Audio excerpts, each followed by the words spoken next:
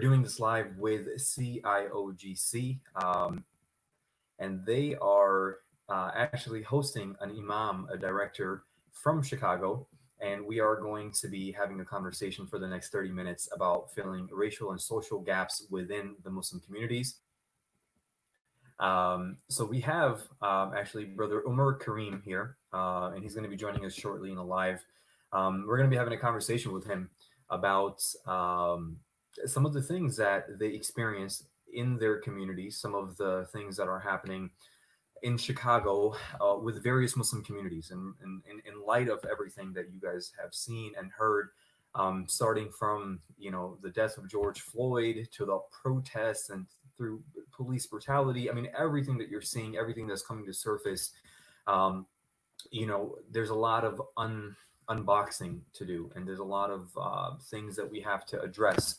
And so CIOGC began this initiative, and it was actually supposed to happen prior to everything that happened. It was a social justice reform project where they pretty much took submissions from various different masajid about ways that they can reform things in their own communities. Okay, so you have communities on the south side of Chicago, Black communities, you have Hispanic communities, and they're facing issues every single day.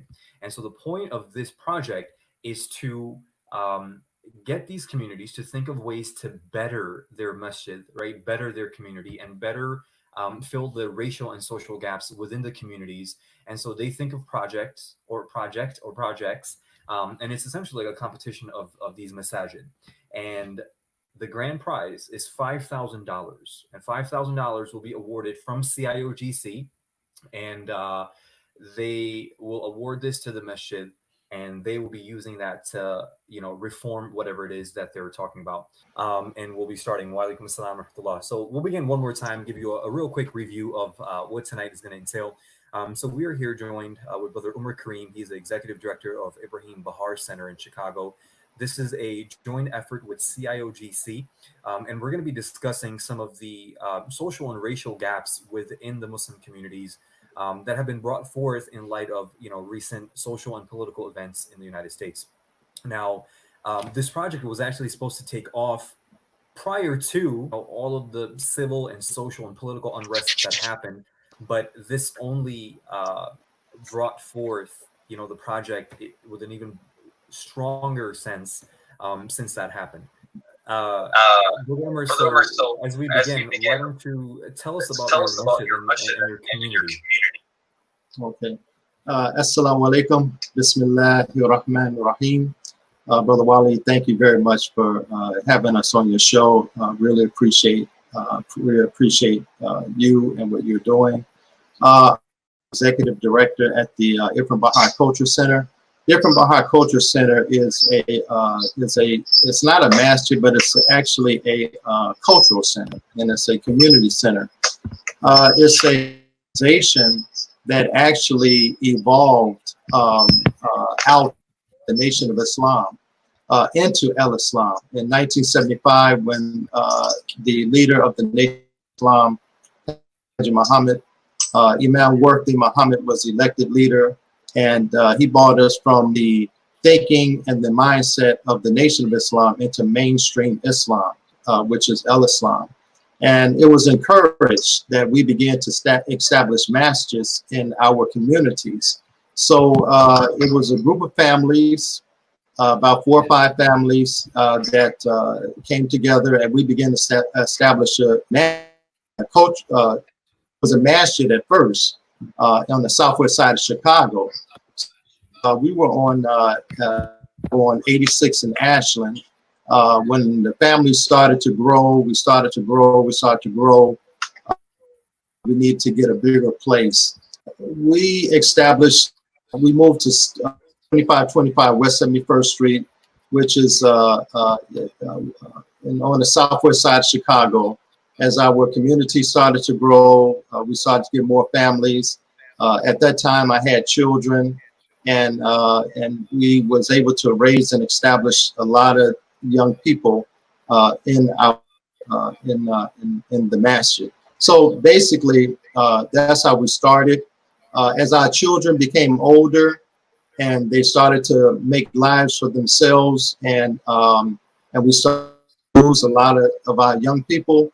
We decided that it was probably best for us to change the way that direction we was going, and do more community reach work. So we began to start to go into the community and start doing work. Yes, sir. What kind of work do you do with your community right now? Right now, okay, so we have Islamic study classes for Muslims. We have our what we call our Dawah Hour, which is our live stream Facebook that we help to educate ourselves and the community about Islam. We have programs that we offer to the community that we go around quarterly, which is a feeding and clothing of the homeless. We have programs that we do. One of our major programs that we do is what we call our Parade for More Excellence, and that's a big event that we do for the community. And it's once a year. This year, because of the COVID situation, we haven't been able to do a lot of things that we would normally do. In this event, the Parade for More Excellence is a community-wide event, and a lot of people in the neighborhood come out. They bring their kids. We have programs, speakers. We give out school supplies for the kids. You know, we have games. We have food that we give away, and it's just a way of us integrating into the community, feeling the community feeling comfortable with us, and saying that we're there as a support. Yes. What would you say, are the biggest challenges for your community right now? The biggest challenge right now is trying to get our youth involved, trying to get our youth to see the importance of establishing and continuing the legacy of having this life of ours to continue to go down. And that's the biggest issue that I can say that I see. And it's not just us; it's all over. It's in the Muslim community, the non-Muslim community. Just trying to have our youth to see that's our future. Yes, you know, I mean, we have a couple, but we don't have. It's not in the numbers that we would love to have. Yes. How involved are youth with your masjid? The youth, we have programs that we offer for Muslim and non-Muslim youth. We have computer programming classes. We have after school where the youth in the neighborhood is able, that don't have computers at home, they're able to come to the Bahar Center and use the Bahar computers to do their homework, to stuff that they need for school, you know, and whatnot. So we don't have a lot, like I said. Yes. How has this whole coronavirus, the COVID-19 pandemic, how has it like personally affected the center? Wow, it has really big effect on us because it basically shut us down for a while, and we are just now reopening. The center is just now opening back up to where we're having a little operation, but a lot of our congregants and a lot of our supporters are still not feeling comfortable to come in, because of the virus. So a lot of things that we're doing is planning. We have a few community outreach programs that we're doing. Last week, a rally a prayer and action rally for the in support of the shooting of our brother George Ford. So we had pretty much a lot of organizations to come out and voice add their voice to the voice of all lives matter, not just Black Lives Matter, but all lives matter, and address that issue. We're in a process now of planning a rally that's going to probably on the 25th of Africans killing Africans.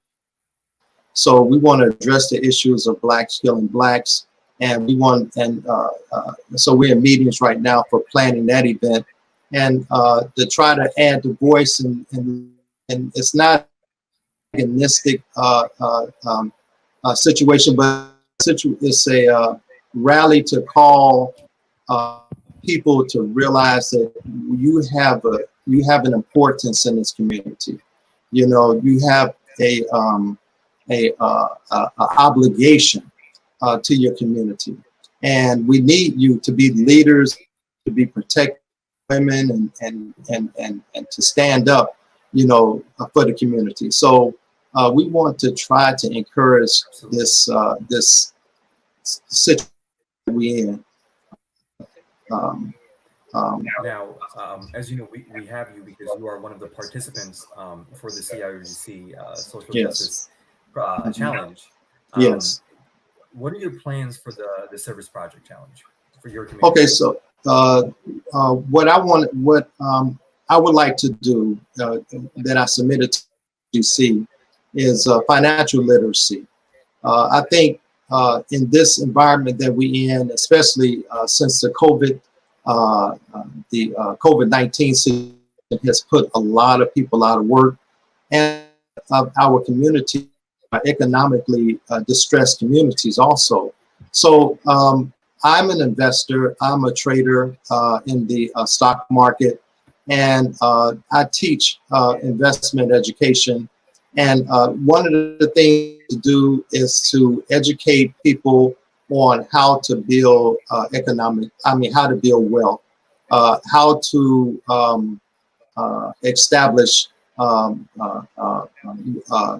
even if you don't have a job, how to build a job that you could do through investing and trading in the stock market. And I'm hoping that that if I can get enough young people interested, if I can get their appetites wet to see that is something that you can do, that maybe have fund managers. We might have people that has an interest to want to do this, you know, for the future. And not just that, a lot of people that have went through the class, actually making money now, you know, and through investing and trading in the market. Yes. So that's what I want to do. I want to try to teach people, listen, that there are other vehicles, there are other ways, other methods of making income, having income, or taking the money that you make, even if you work at a McDonald's job, that you could take that money and you can begin to build wealth with it.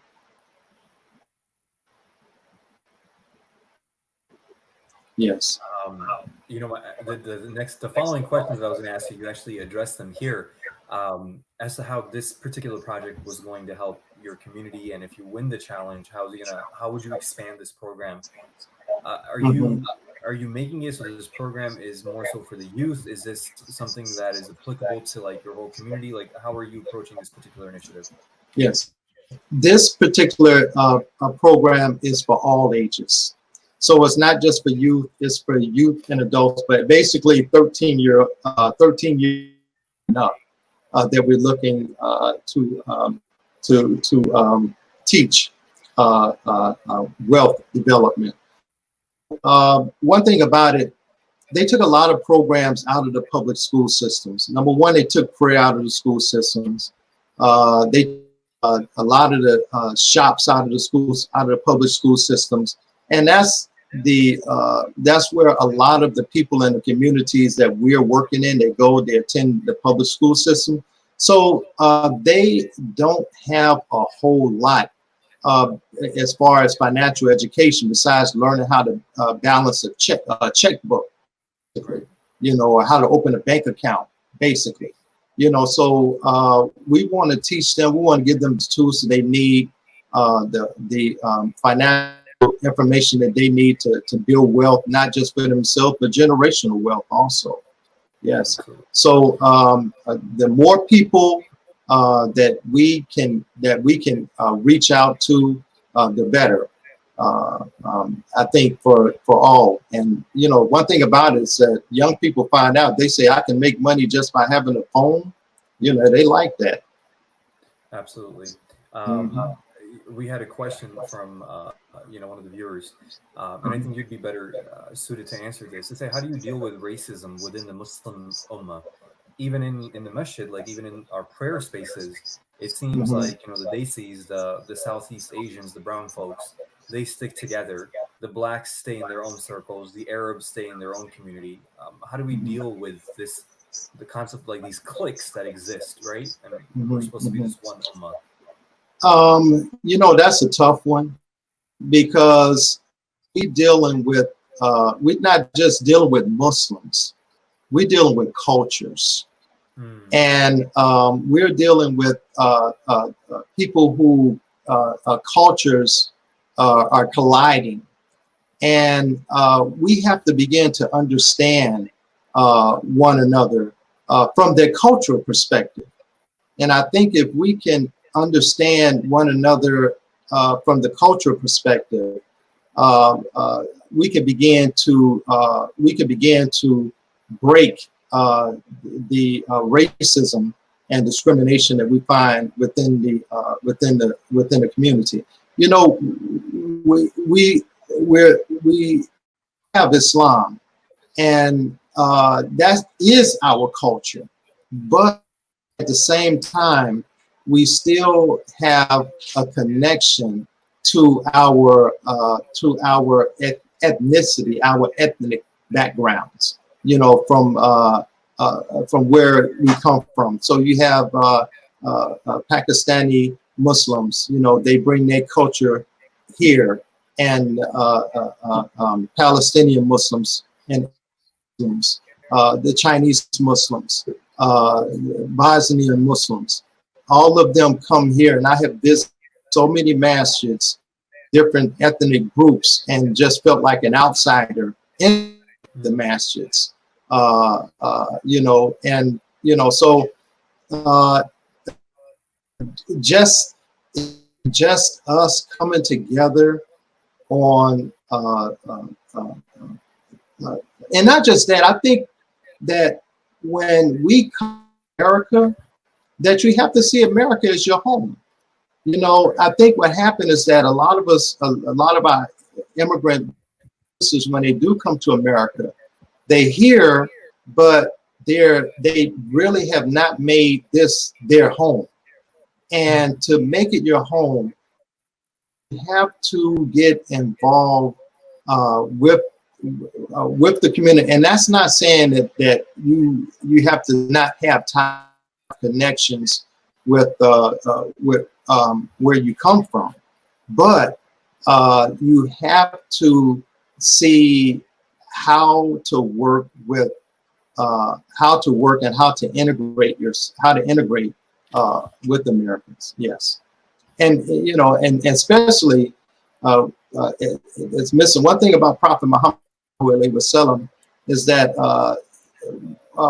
one of the people that he worked with was the oppressed.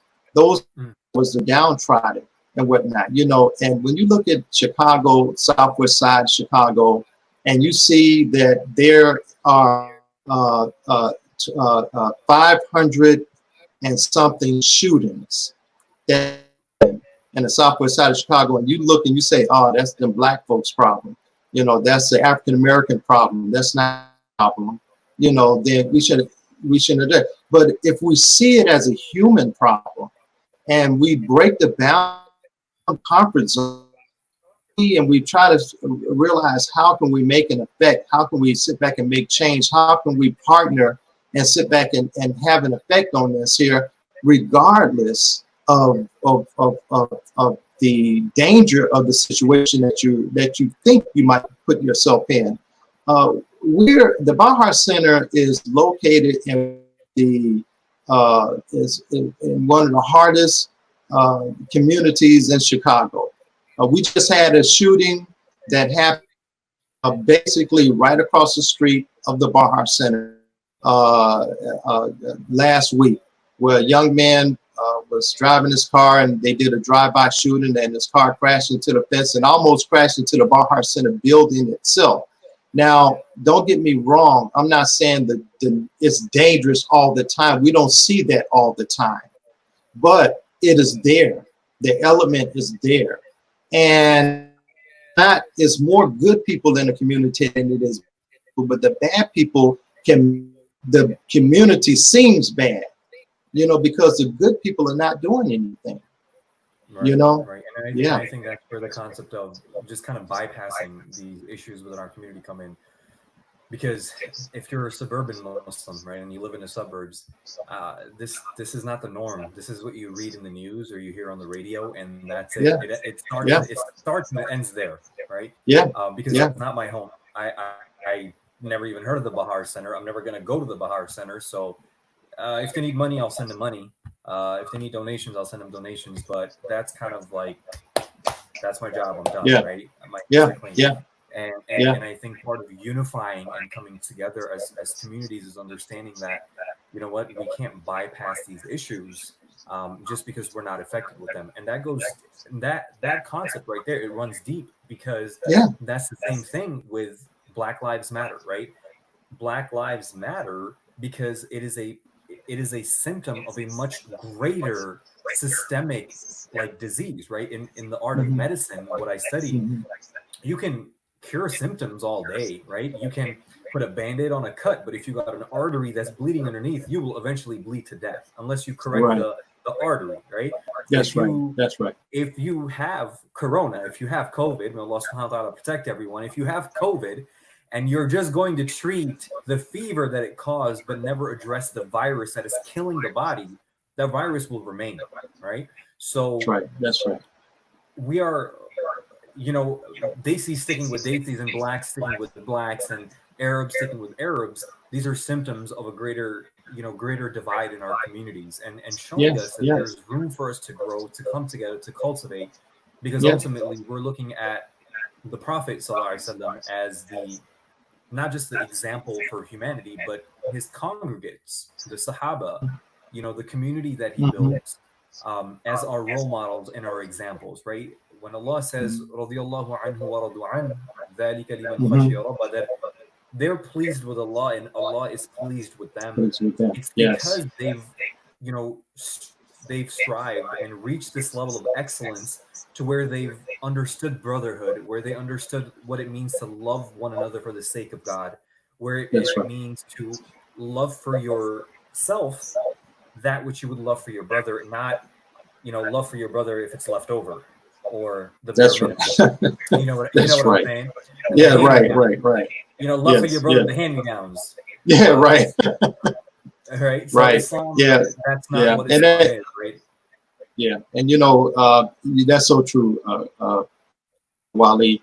And then, on top of that issue of Black Lives Matter is the reason why that is, at the top of the issue is the racial profiling, the racial discrimination that we find that's happening. It's so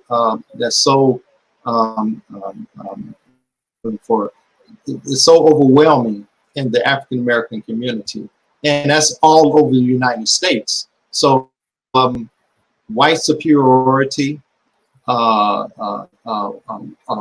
white privilege, this mentality, and this is not the mentality of all whites, but we have too many that are in positions of authority that has this mentality that we have to address. And the beautiful thing about it is that we're in the perfect situation.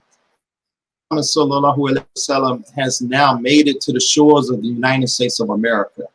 And we're in a situation now that with all that we have and all the Muslims and all the masters that we have that's in America, that we can actually address the issue of this white superior. You know, what would happen? What would happen? And just think about it.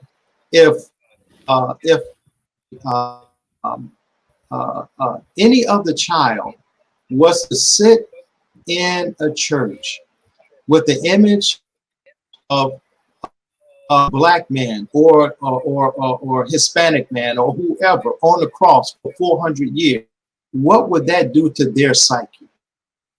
And that's what we see that's happening today with the image of with the image of a Caucasian as Lord and Savior, and that image being accepted in the subconscious and in the psyche of people. They see one side as superior, and that side sees superior, and everybody else see themselves as inferior. And some don't even understand it. You know, so we have the best that Allah has given us, and said that we has to be one humanity, that we're one people, that we're one humanity. So nowhere in the Quran address us as black folk and brown folks, and he address us as one humanity. So I think when we, as a Muslim ummah, as a Muslim community, as we began to evolve and we began to even work together in our own houses, and we began to all have the strength to have shows like Rush Limbaugh and Sean Hannity and all these other people that stroke the fires of racism, you know, in this country, that we have something to put that fire out and to let people know that one thing about it is that the best neighbor that you can have to live next door to you is a Muslim neighbor. You don't have to worry about loud music. You ain't got to worry about marriage, hopefully. You don't have to worry about craziness. You know, you have somebody who has concern for the community. It's the best neighbor you know. Absolutely. Yeah. Brother Umar, Jazakallah khair, thank you so much for your time. That's all the time that we have for today. I wanted to thank you for coming on, telling us about your community, telling us about the initiative, the project that you have for the CIOGC project. Yes. We're going to be hearing from a lot of different organizations and communities with what they plan to do to try to better serve their communities. And I believe CIOGC will be in touch. We look forward to reading and going through the project that you guys present. From me and CIOGC, Assalamu alaikum to you. We will continue and close the program. Once again, thank you for joining us. Thank you for having me. Appreciate it. Assalamu alaikum. Wa alaikum salam. So that was the conversation with the Ephraim Bahar Center. Inshallah, this was the only time that this was going to happen on Saturday. As you saw when we were starting the program, we had some technical issues, which we've learned how to sort out because we are trying to maneuver on 4 different platforms. We've got Instagram, Facebook, YouTube, StreamYard. So there's a lot of things happening. But inshallah, starting Wednesday, this coming Wednesday, is going to be the next one. And that is on July 15th. So July 15th, we are going to have our next Instagram Live in continuation with CIOGC's Social Justice Challenge. There will be a new speaker. There will be a new community representing what they're going to do as a service project to try to fill, some of the racial and social gaps within their community. It is going to be at 6 p.m. once again. Inshallah, please join us. It will run more fluidly and everything will be on point. You're more than welcome to ask questions towards the end after our conversation comes to a conclusion. But otherwise, I pray and hope that you are in the best of health and best of state. Jazakallah khair for joining us, and we'll see you guys on Wednesday, inshallah. Assalamu alaikum wa rahmatullah.